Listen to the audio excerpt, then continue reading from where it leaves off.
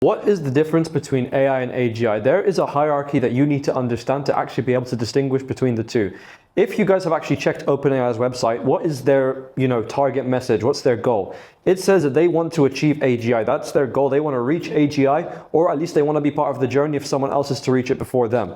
So AI, as I've explained in many videos before, there is a hierarchy that goes here that includes, it has its machine learning, it has its deep learning, and it has, under those things are products like LLMs, which are things like ChatGPT and Claude and whatnot. Now, the thing is what you guys actually need to understand is AI encompasses all of that, right?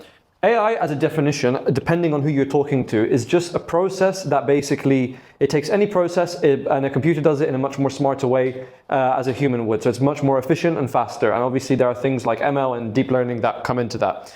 The difference here is that there's also another hierarchy you need to kind of understand where it comes to AI there's ANI, which is artificial narrow intelligence. There's AGI, as what we've spoken about already, artificial general intelligence. And then there's ASI, which is artificial superintelligence. And there's a thing about all of these that you need to understand, and where exactly are we right now? We're around this area here, as I believe that's where we are, because we have not actually reached AGI yet. ANI is artificial narrow intelligence. That is basically just a computerized system that is focused on a single task.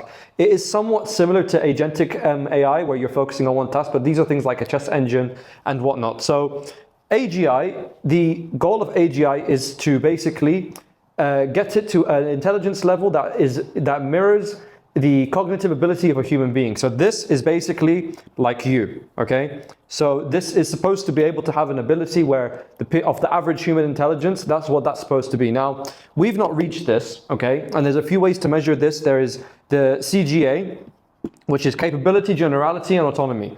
Those two, we're quite good on it. Capability, we give it a task, it's quite decent. Generality is that it can be decent at a variety of tasks over a variety of domains. Autonomy is that it's able to do complex tasks that have changing variables all the time, but without a human. That is the thing that we're kind of struggling with right now. And to put that into production, especially in risky industries, a lot of people are hesitant, which is very understandable. Now, once that is achieved easily, this is where we're going to be, right? Because that's something that a human can do. ASI, artificial superintelligence, is something beyond the human intelligence. It's as it's self-explanatory, it's superintelligence.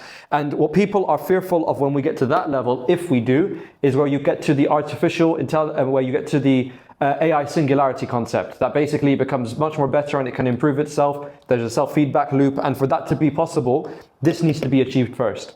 And I have another video actually on artificial superintelligence and the singularity if you guys want to check it out.